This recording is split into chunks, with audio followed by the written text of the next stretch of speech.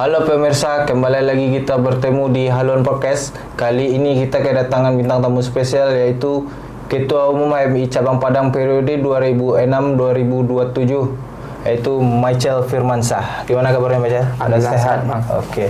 Untuk kita awal ini apa itu HMI? Oke, baik.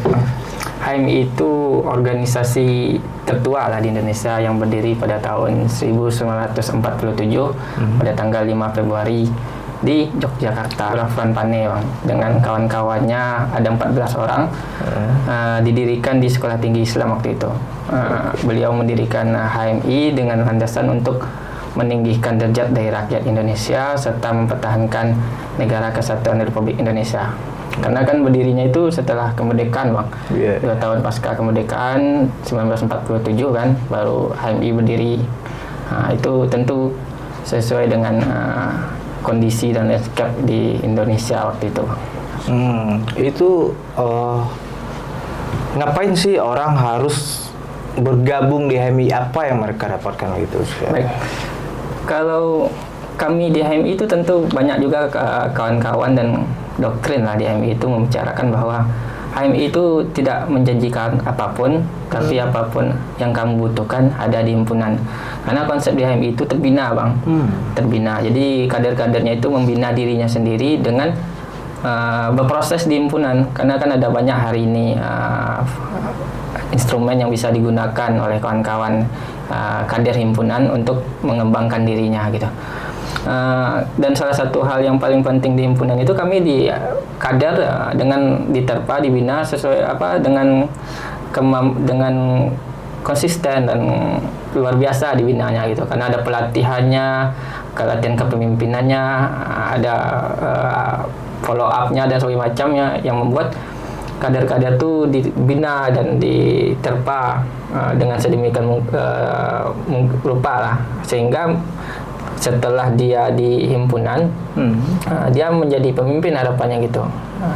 Pemimpin-pemimpin lahir dari HMI ada Yusuf Kala yang wakil presiden kan, kalau gubernur siapa, Irwan Prayitno gitu ya. Berarti cukup banyak lah HMI ini melahirkan orang-orang sukses, pemimpin-pemimpin berkualitas di Indonesia nih. Ini kan seperti mahasiswa juga, ini aktivis juga gitu, ngurus organisasi. Ini Michael sendiri gimana untuk mengatur waktunya? Mungkin karena kami dibina di himpunan juga kan, Bang. Jadi manajemen waktu itu ya kami memprioritaskan apa yang paling urgent dulu gitu, apa yang paling mendesak dan apa yang tidak mendesak gitu. Sehingga ketika kami berkegiatan di himpunan atau di kampus itu bisa di manajemen waktunya, karena di himpunan juga diajarkan bagaimana manajemen waktu tadi. Jadi nggak terlalu berat lah untuk manajemen waktu, karena kuliah banyak juga kawan-kawan tuh kuliah terus beraktivitas di himpunan. Karena kalau bagi kami kader-kader himpunan, HMI itu kampus kedua gitu, tempat untuk belajar, karena ada diskusinya, ada kegiatan-kegiatan lain yang sifatnya itu memang self development gitu, Bang, pengembangan diri. Untuk menemui, kalau biasanya kan ada juga nih, Bang, kader-kader dari himpunan ini yang memang jadi akademisi. Mungkin kalau kami sebagai mahasiswa yang tidak masuk HMI itu diskusi mungkin di kampus gitu kan, terbatas waktu. Kalau udah kami karena HMI itu kampus kedua, sehingga kami bisa belajar dengan dosen tersebut sampai malam, bahkan sampai pagi gitu, menemui, karena nggak ada segan-segannya gitu kan, abang sendiri gitu. Gitu, Bang, kalau di himpunan mahasiswa Islam ini. Jadi artinya walaupun satu himpunan dosen atau senior itu kan nggak ada sekat pembatas, nggak pembatas, dan pastinya juga nggak ada ya, mentang-mentang ini adik saya, junior saya nilainya nggak aman ya, gitu juga kan, pasti lebih ketat, Bang, lebih ketat gitu. Bahkan saya pernah dikasih nilai B gitu, karena ekspektasi dosen-dosen yang mungkin pernah berproses di himpunan itu besar terhadap adik-adiknya yang satu organisasi dengan dia, sehingga kalau nggak sesuai ekspektasi nilai bisa B. Kalau misalnya kita melihat dalam kacamata aktivis hari ini, Bang, itu mungkin kalau kita melihatnya itu secara historis ke belakang, mungkin sejak reformasi, bahkan tumbangnya Orde Lama masuk ke Orde Baru, kan itu dunia aktivis tuh 67 68 itu kan berubahnya era ke Orde Baru, Sabtu 98 ke 99 tuh era reformasi. Kebanyakan kan mahasiswa yang dikategorikan atau dinobatkan atau di labeling sebagai aktivis. Aktivis mahasiswa waktu itu yang vokal, kritis, yang memperdebatkan pemerintah yang rezim waktu itu otoriter.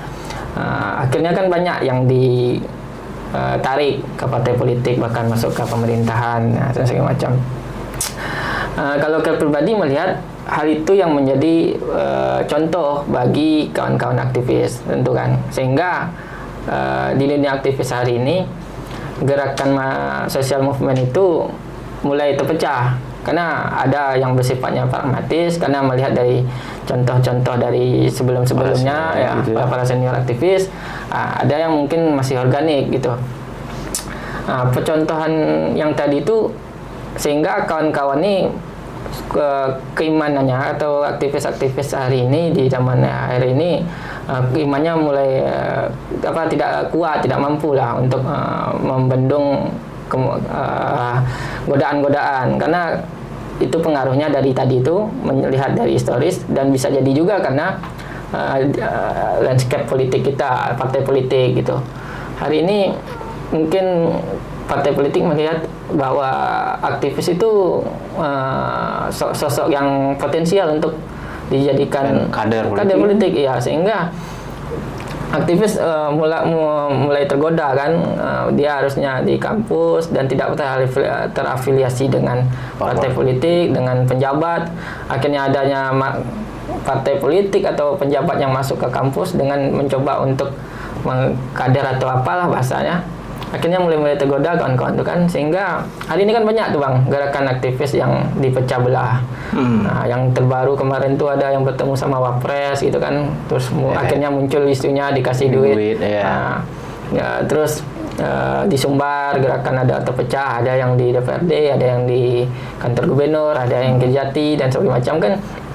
Itu salah satu upaya lah mungkin dari oknum atau apa sekarang kita sebutkan untuk memecah belah gerakan aktivis itu Bang. Karena tadi dia melihat aktivis ini potensial, dan godaan di dunia aktivis ini memang berat Bang. Memang kalau kita nggak kuat ya kita akan ikut dalam arus tersebut, karena hari ini memang dunia aktivis itu memang tidak jauh lah dengan kondisi politik di Indonesia atau dunia politik, partai politik Bang. Gitu. Ada tarik menariknya, ada klaim mengklaimnya, ada sikut menyikutnya dunia aktivis hari ini. Itu. Kalau dulu demo 98, 65 ya kan, itu kan memang motornya aktivis dari para mahasiswa sampai berhari-hari, bahkan itu serentak semua kan. Ya. Kalau sekarang kan contoh aja yang kemarin kan yang lebih terkenal itu kan dari BEM UGM ya. UGM, ya. Habisnya kan nggak ada lagi. Diam kan, sudah tuh termarginal, terkelompok-kelompok di daerah, nggak serentak gitu kan. Nah, kalau itu kan berapa kita lihat di media juga kan, rata-rata sekarang aktivis sekarang bertemunya juga mantan aktivis yang lama, kayak ada Budiman Sujatmiko dan yang lain-lain kan mereka. Itu kan mereka semua. Kalau Mitchell sendiri melihat orang-orang kayak itu seperti apa? Ya, mungkin dari kacamata mereka ya lumrah, mereka juga berjuang kan. Mereka udah legislatif, ya mereka bersuara di DPR. Tapi kan tentu lagi kita tidak bisa menutup mata, menutup kemungkinan bahwa mereka itu kader partai, karena untuk masuk ke legislatif, masuk ke eksekutif harus ada kapal atau kapalnya itu tentu partai politik, sehingga mereka tentu harus mengikuti anggaran dasar, anggaran rumah tangga partai politik, aturan di partai tersebut ya, mengikuti arahan dari petinggi-petinggi partainya. Jadi nggak mungkin mereka, kecuali mereka memang maju tanpa partai politik gitu kan. Cuman kan pertanyaan lagi, siapa yang bisa duduk di legislatif lah atau di eksekutif tanpa partai politik? Tapi kan satu-satunya aktivis sejauh yang saya ketahui ya, satu-satunya aktivis yang tetap konsisten dengan jalannya itu kan Sogi. Zoologi. Ya. Betul nggak? Ya, karena meninggal waktu muda. Iya kan? Iya. Walaupun dia kan diajak untuk ikut pemerintahan, tapi dia ditolak ya kan? Ya itu kan beda dengan teman-teman yang lain memilih untuk jalur pemerintahan kan, sehingga dia menyendiri sampai akhirnya meninggal gitu. Apakah menurut Mitchell ini terjadi degradasi bagi mahasiswa kita? Iya, kalau menurut Kel, hari ini memang tantangan dan rintangannya memang lebih besar bang daripada zaman dahulu, karena mungkin kalau hari ini kan kita punya gadget yang jadi permasalahan juga bagi mahasiswa hari ini, karena daya nalar dan daya kritis mahasiswa nggak seperti mahasiswa yang mungkin di zaman 98, 67 gitu. Karena tantangan rintangannya nggak seberat sekarang kalau menurut saya. Hari ini rintangannya lebih besar karena tadi partai politik yang mungkin sudah mulai masuk ke kampus, atau pejabat yang mungkin menghegemoni lah salah satu organisasi, atau menghegemoni kawan-kawan mahasiswa yang punya potensial untuk bersuara. Terus daya kritis mahasiswa mungkin mulai redup.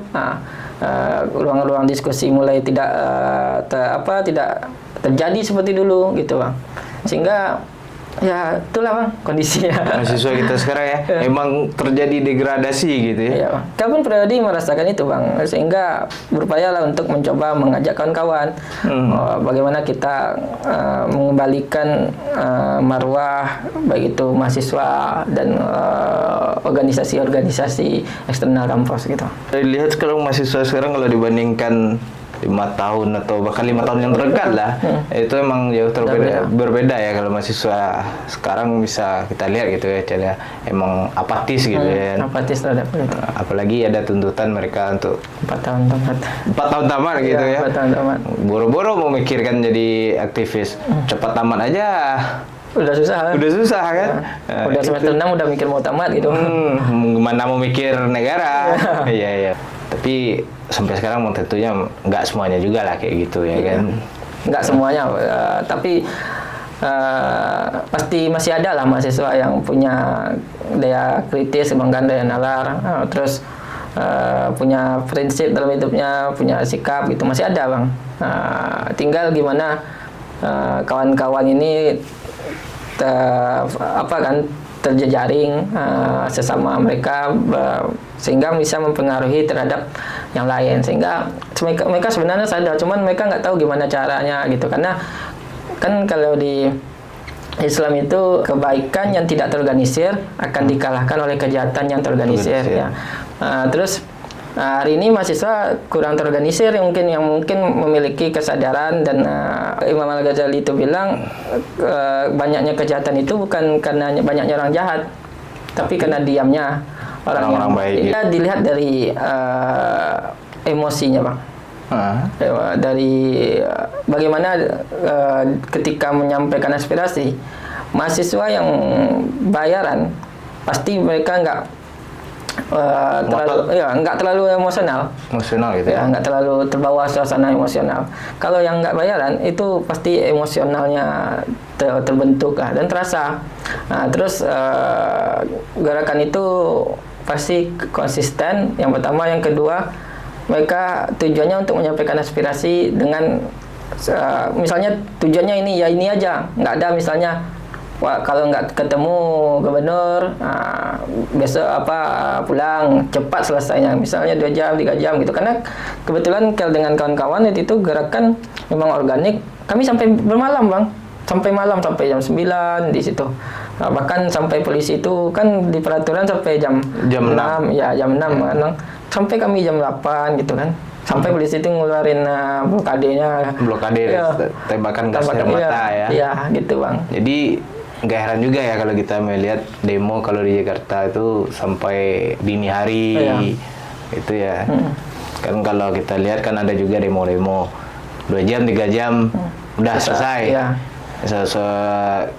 Istilahnya sorak-sorai. Kalau yang artinya kalau yang memang tulen gitu ya untuk kepentingan masyarakat, mereka itu konsisten gitu ya. Betul. Ya. Oke.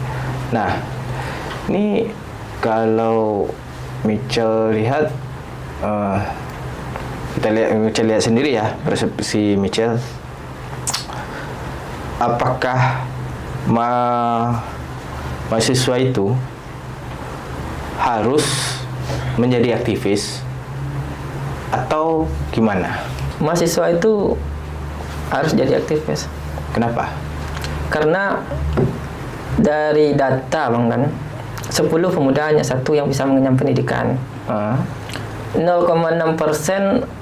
anak muda Indonesia, generasi bangsa yang bisa masuk ke dunia perguruan tinggi. Sehingga tentu kalau di lain sakatum la zidanakum wa lain kafartum inna azabila sadid. Jika kamu bersyukur dengan nikmatku maka akan kutambah, jika kamu tidak bersyukur dengan nikmatku maka akan ingatlah azabku sangat pedih, kan gitu Bang kan? Iya betul. Ketika kita diberikan nikmat untuk masuk ke perguruan tinggi tadi Bang, ketika kita tidak menggunakan tidak memanfaatkan kenikmatan itu dengan bersyukur, tentu nanti Allah mengazab kita gitu kan. Ya, betul. Ini kamu sudah saya berikan di perguruan tinggi untuk belajar, untuk dapat kesempatan lah berpikir berbeda dengan orang-orang yang mungkin tidak dapat kesempatan di kampung-kampung, di desa-desa untuk kuliah gitu kan. Nah, kamu harus bersyukur dengan apa? Ya perjuangkan nasib mereka. Kamu hari ini orang yang sadar kan gini Bang, kalau di Islam tuh misalnya orang yang paling berdosa itu orang yang tahu Bang. Dia tahu, dia tidak mau memberitahu karena kan Nabi mewajibkan untuk menyampaikan walaupun satu ayat. Bagi mahasiswa yang memiliki tadi kesempatan untuk kuliah, bersyukur ya dengan memperjuangkan tersebut dan sampaikan kepada pemerintah. Itu bentuk dari rasa syukur kalau kita sudah mengenyam pendidikan di perguruan tinggi gitu. Kan salah satu fungsi mahasiswa gitu kan sosial kontrol juga. Sosial kontrol ya. Berarti kalau tidak istilahnya tidak melakukan, kalau tidak jadi aktivis, berarti dia tidak melakukan salah satu fungsinya gitu ya. Sepakat gitu ya. Tapi gini Bang. Ya gitu, cuman kadang kan gini juga Bang. Pelabelan terhadap aktivis itu kan ada juga yang dibilang pelabelan kan. Kalau menurut Kel, setiap mahasiswa itu punya perannya masing-masing. Tapi kalau dunia aktivis, tentu inilah ranah perjuangan kita, gerakan. Tapi kawan-kawan juga bisa bergerak di dunia yang lain, misalnya kayak apapun yang dilakukan. Cuman tujuannya memang harus jelas dan apa yang jadi target gitu. Berarti kalau gitu kata Michelle bisa dapat disebutkan ada juga yang aktif-aktifan gitu ya, aktivisan gitu ya. Ya, aktif organisatoris lah. Organisatorisnya gitu ya. Ini mungkin kalau kita lihat kan nggak semua mahasiswa yang peduli dengan lingkungannya, terutama terhadap pemerintah atau lingkungan di sekitarnya kan. Ada yang hanya fokus kuliah pulang, atau mereka hanya kuliah hanya sekedar untuk hura-hura. Apa himbauan Michael? Untuk kawan-kawan yang mungkin hari ini kuliah pulang gitu kan, kesempatan untuk di dunia perguruan tinggi itu sangat terbatas waktunya, sangat sempit. Maka manfaatkanlah waktu itu, jangan hanya belajar, karena berdasarkan teori dari pembelajaran hari ini, bahwa apa yang didapat di dalam kelas itu hanya 30%. Sedangkan 70% itu harus kamu cari di luar. Jangan hanya di dalam ruangan kelas. Cari di luar itu melalui organisasi. Organisasi atau kegiatan-kegiatan yang dapat mengembangkan atau mengupgrade diri kita, gitu Bang. Makanya tadi saya sampaikan, saya sebagai mahasiswa waktu itu memilih himpunan mahasiswa Islam sebagai tempat saya mencari 70% yang tadi. Makanya disebut dengan kampus kedua saya. Karena himpunan itulah tempat saya untuk banyak belajar yang mungkin di kelas hanya 30% gitu atau 25%-an yang kita dapat. Di luar kelas itulah kita cari. Saya memilih himpunan mahasiswa Islam, organisasi tempat saya untuk berproses mencari yang 70% tadi Bang, mengembangkan diri. Itu Bang. Artinya bisa, kalau kita berpendapat nih ya, pendapat mungkin sepakat atau tidak, merugilah mahasiswa yang tidak ikut berorganisasi. Ya, sepakat Bang. Sepakat. Okay. Jadi kita ajak lah, kata kita dorong mahasiswa hari ini tidak hanya untuk kuliah pulang, tapi aktiflah untuk pengembangan diri. Ya. Karena itu jadi mahasiswa adalah jenjang terakhir kan? Ya, terakhir. Nggak ada kalau kita urut SD, SMP, SMA, kuliah. Ya. Nggak ada di atasnya lagi Kuliah, kan? ya, nggak ada. Jadi makanya namanya mahasiswa, siswa yang paling maha gitu kan. Oke, Cal. Sudah cukup banyak juga kita diskusi tentang HMI, aktivis dan mahasiswa gitu ya. Makasih banyak, Cal. Mudah-mudahan ngobrol-ngobrol santai kita ini bermanfaat bagi kawan-kawan mahasiswa gitu ya. Amin, amin. Oke, sahabat podcast Haluan, demikian dulu bincang-bincang kita. Sampai jumpa di bincang-bincang selanjutnya dengan narasumber lainnya. Terima kasih.